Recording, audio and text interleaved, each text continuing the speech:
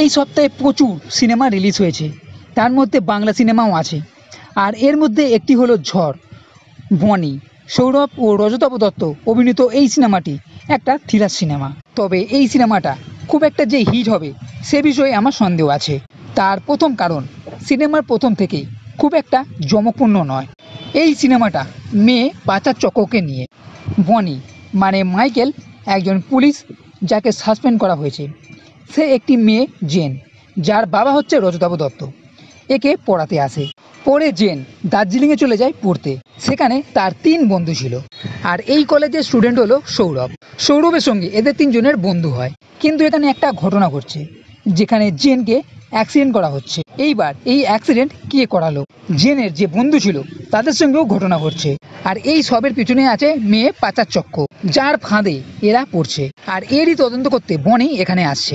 এর পিছনে কে আছে না আছে একটা এই নিয়ে টুইস্টও আছে, যার জন্য দেখতে হবে আপনাকে এই সিনেমা। কিন্তু সিনেমার ফার্স্ট হাফ অতটা ভালো লাগেনি, একটু বোরিং টাইপের, অনেকটা স্লো মনে হয়েছে। প্রথম 15 থেকে 20 মিনিট পর্যন্ত তো কিছুই হয়নি, এবং কি দেখছি সেটাও বোঝা মুশকিল। ভালো বলতে গেলে এর সেকেন্ড হাফটা, যেখানে দু একটা টুইস্ট দেখা যাবে এবং মেয়ে পাচার চক্রের কথা জানা যাবে।